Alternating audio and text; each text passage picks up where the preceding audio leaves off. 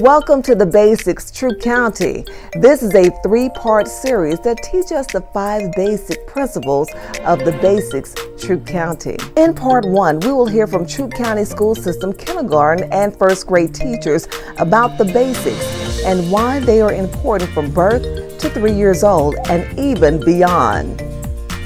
In part 2, we will hear from a Troup County School System elementary school principal and a Troup County Early Learning Center director. In part 3, we will hear from a Troup County OBGYN doctor and a pediatrician about the basics from their perspectives. The Basics, Troup County. Everyone, you're watching a special brought to you today by the Basics of Troup County. The Basics is a strategy for whole communities to support learning for infants and toddlers. Our goal is to saturate our community with this information so that all families with young children and all community members who support these families will have the knowledge so that our children can be successful and thrive. Today we have a few teachers as our guests on today. These teachers are from the Troup County School System. They are kindergarten teachers.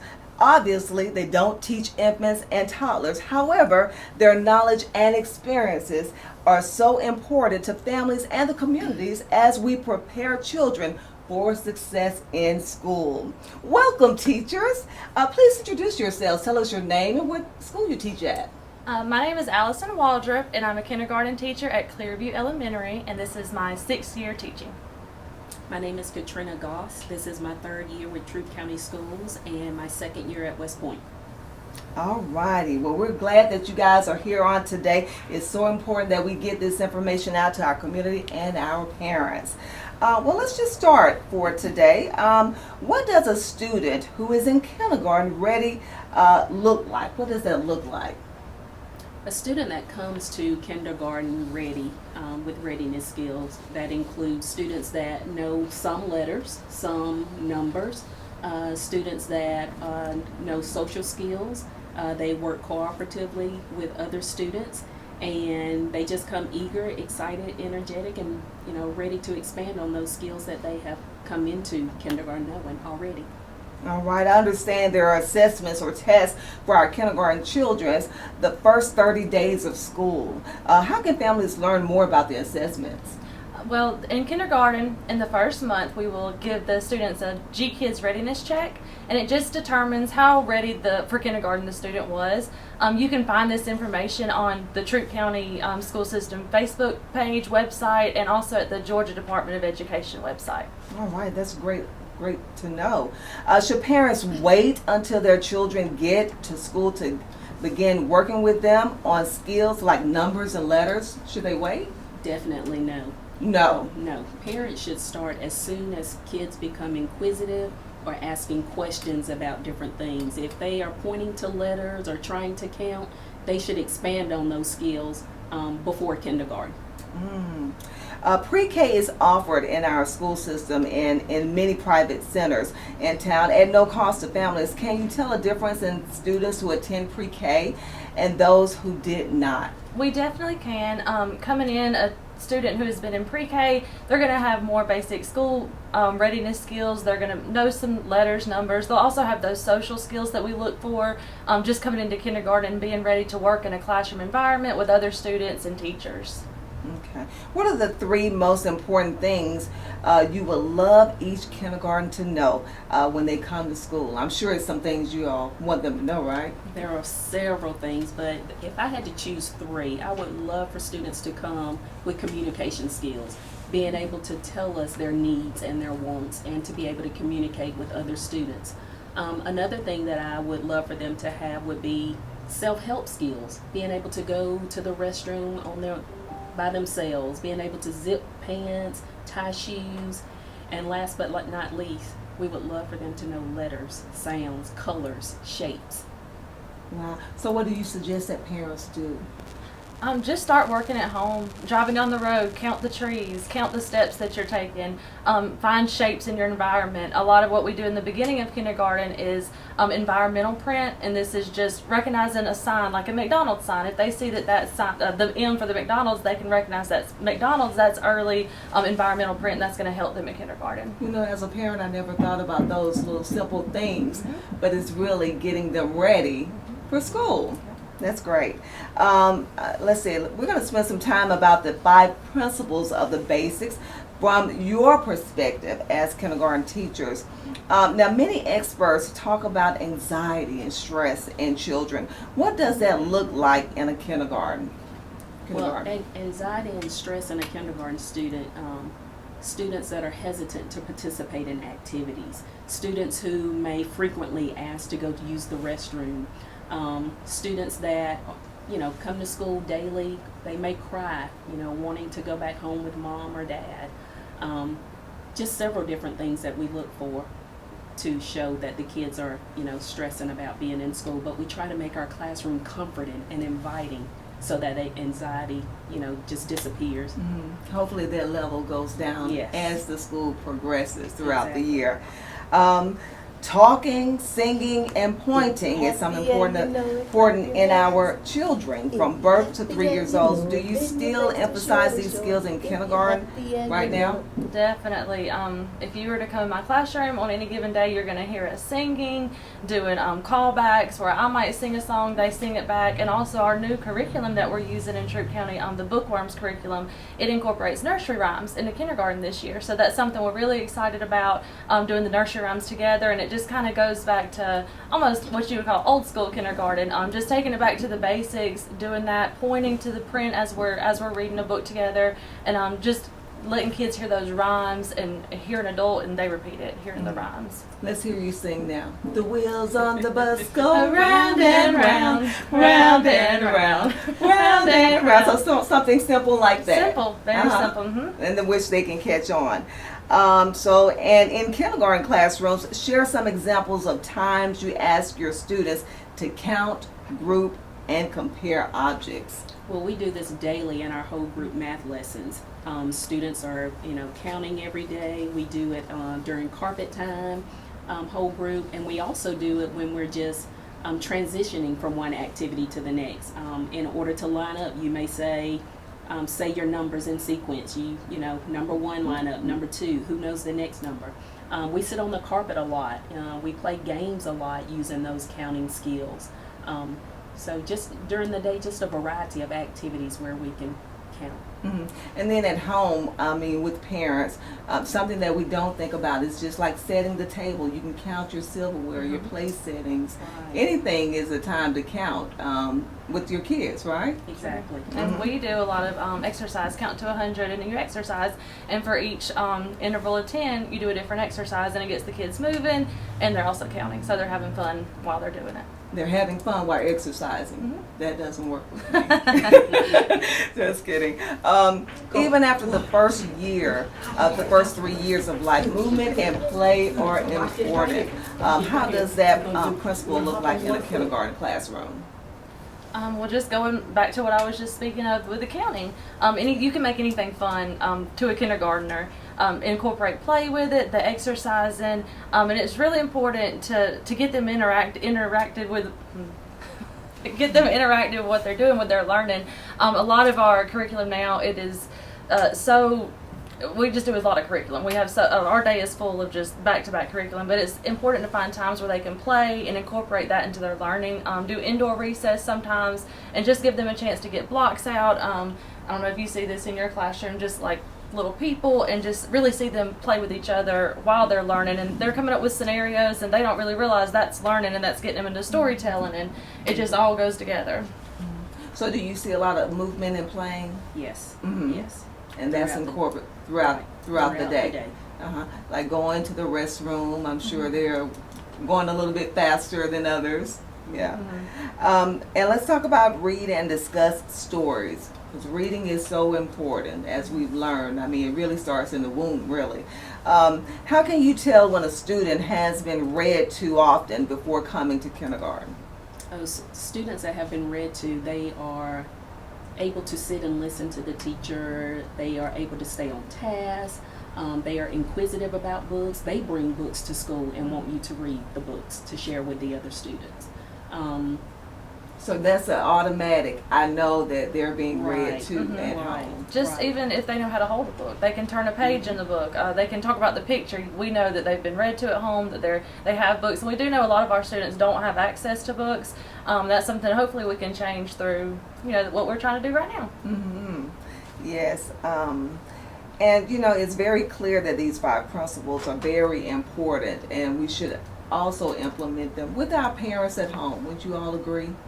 100%. How do we do that, you think? Well, talk to the parents. Make the parents aware of what is needed to be done at home to make their students be more knowledgeable when they enter kindergarten. Give the parents activities that they can incorporate at home.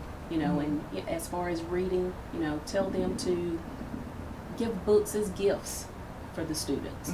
That could be a Christmas present. Right. Just try to make learning fun. Right, and not like a chore, but it's actually Right. fun. All right, ladies, we thank you and we appreciate all that you do in our school system. We're going to come back with our first grade teachers.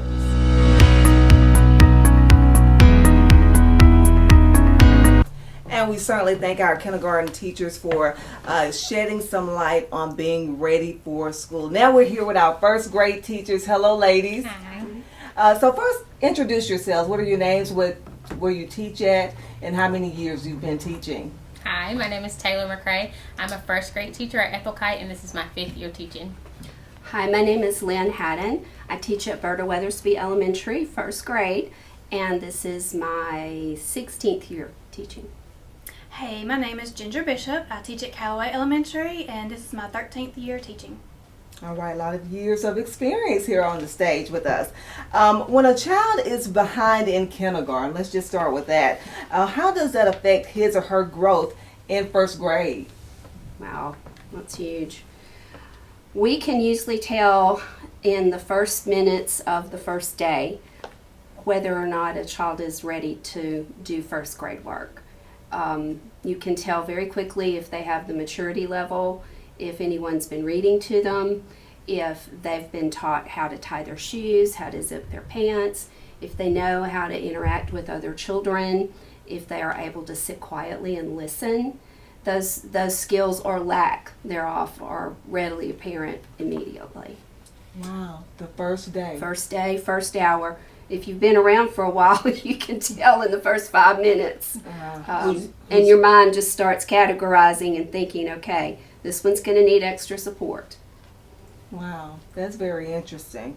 Now, how can parents provide a literature rich environment for their children at home?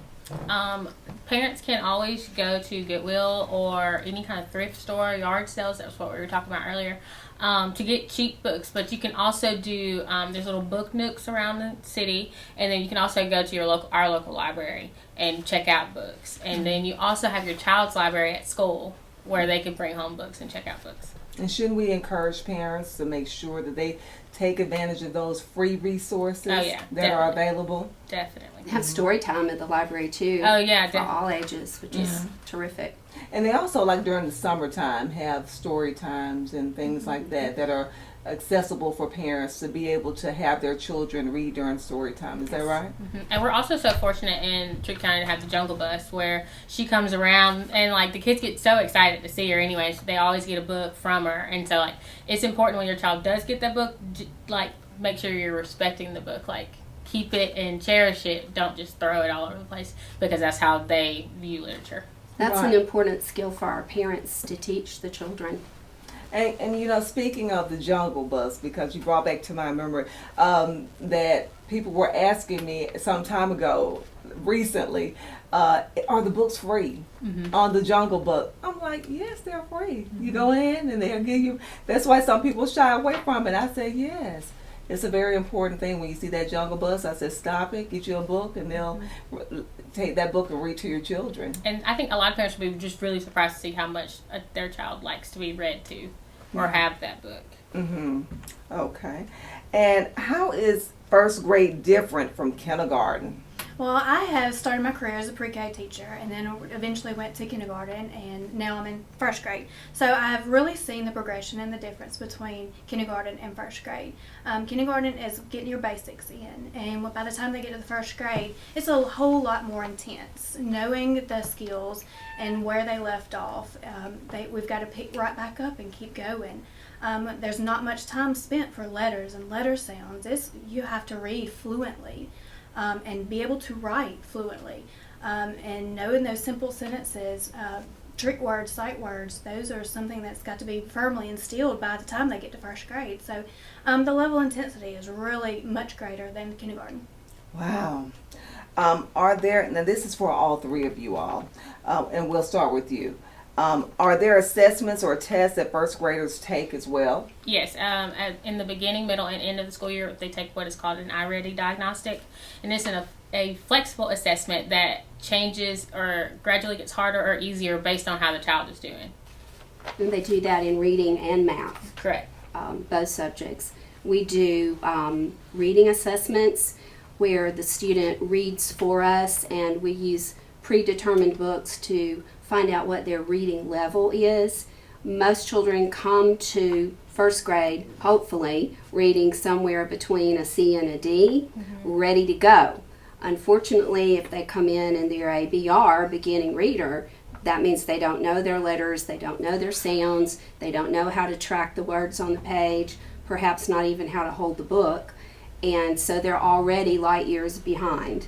And sometimes behind their peers, sometimes the whole class will level out at about the same place. With COVID, we're really struggling. For our first graders this year, it's their first normal school year, and we're hoping it will continue to be a normal school year. Yeah. And that they won't have to go virtual again. It's been very difficult for them. A lot of these children did not go to pre-K because of COVID, or went to kindergarten but had multiple interruptions with quarantines, and missed a lot of kindergarten. So this is their first year to be in school on a normal schedule, and we all have a lot of work to do. And we also have Acadience Learning Online, what we use as acronym ALO. And that's something where they come in the first couple of weeks of school, we give them an assessment, and it's basically a reading fluency passage just to let us know where they are in their progression from kindergarten up to first grade, and where we need to start them off on and kind of group them accordingly. We also have another type of assessment with the foundations, and that assesses them on their letters, their letter sound fluency, and then it also it goes into trick words and sight words and things of that nature. And be able to, Writing. yeah, and making sure they can understand what they're reading and then be able to produce it in their writing. And nonsense words. Yes. Okay, and now we're going to go into the 5 principles of the basics from your perspectives as a first grade teacher. Let's first talk about maximize love and manage stress. What are the ways in the classroom that help with anxiety and stress in children?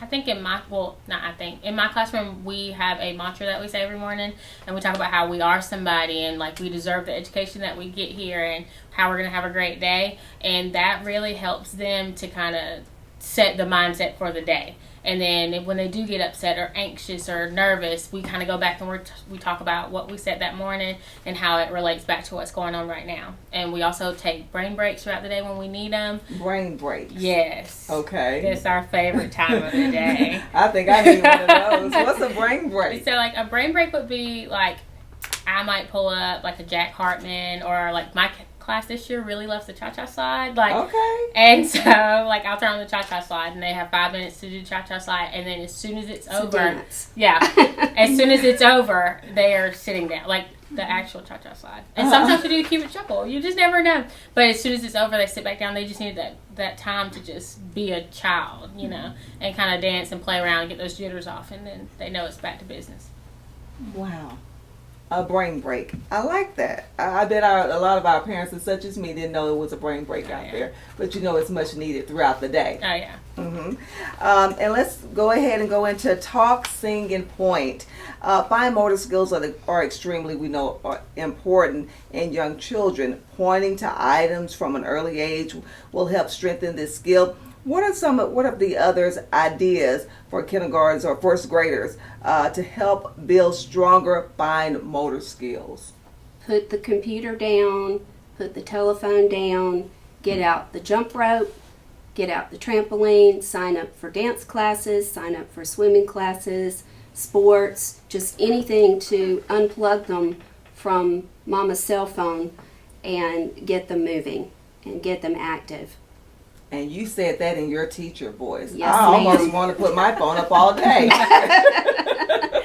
But that's important now that we live in a society that we just give them an electronic and they have their way. But it's so important to be bouncing the ball and interacting and going back to, as we say, old school, outside play. I have to teach my first graders how to skip. Remember skipping and jumping when you were a little Oh, girl? mine skip down the hall. But real skipping. Yeah. A lot of them don't know how to jump rope. Yeah. And of course, a lot of them have issues with their weight too. So we need them moving, and I think having to teach those skills is a little bit sad. But part of it's that parents have to work, and we don't have as many family caregivers as once we did. So the So children when we have those moments, we have to be intentional Yes. about cherishing those moments Yes. and doing those things. Absolutely. Wow. Count, group, and compare. What about in the first grade classroom? Well, we always count. We count from the time we start our day to the time we end our day.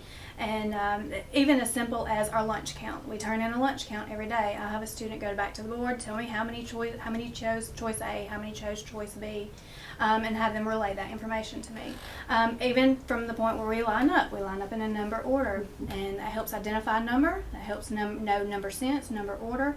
So that is something we count every point of the day. There is something we are counting, we are learning, we are comparing and contrasting. So we integrate everything into our learning throughout the day, and it's just like a big giant web we weave to get all of our learning in within that 6-hour day. Some days we might line up backwards, or we might line up by even numbers first or odd numbers first. There's all sorts of ways to incorporate counting skills into the daily routine. Okay. What about in the first grade classroom with exploring through movement and play? Well, I mean, like I said, we do our brain breaks in my classroom in the morning.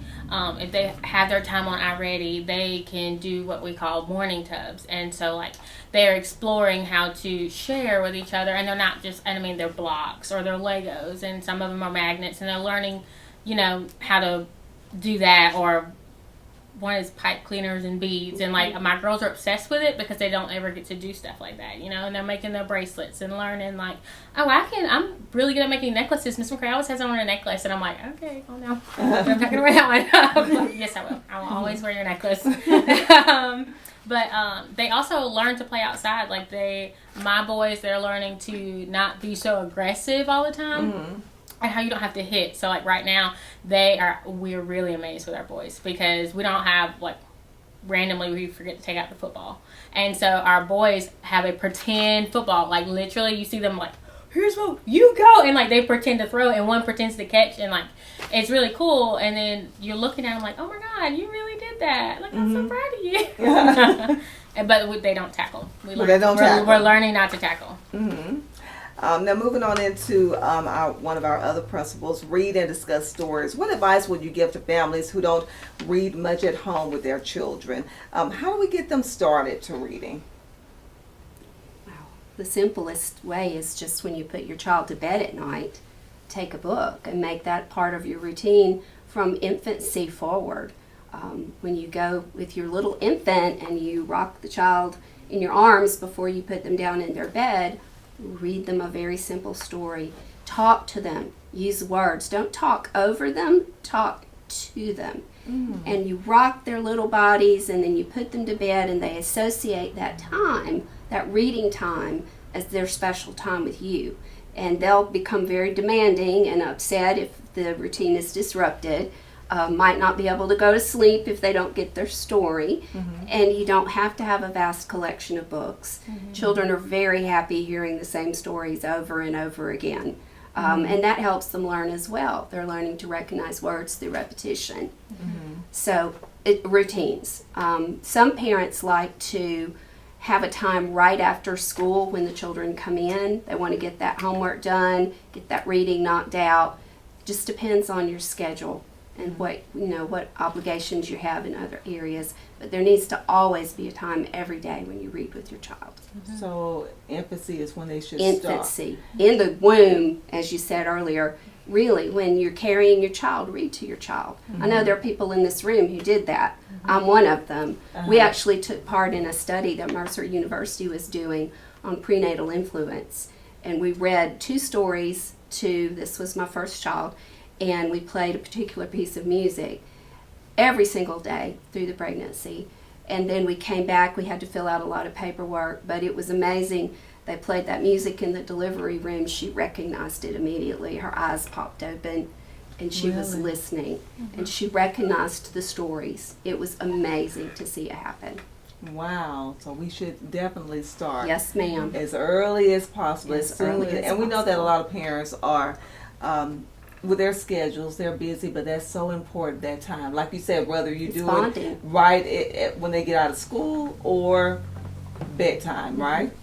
And you can even, like, just to interject, but mute the TV and turn on the captions on their favorite movie. I know my dad actually did that with us one time, and, like, my brother and I can quote Lion King because we had to read it. We watched it so many times, but we also had to read it a couple times, and you're like, oh, I know that word Simba because I've seen it a million times. The captions. Great idea. That's a great idea. And that's what I do in my classroom. If we have to watch a movie, and I have to, but like if we get to watch a movie, I always turn on the captions and I kind of turn it down. They're like, we can't hear. I'm like, you can read though. That's really good.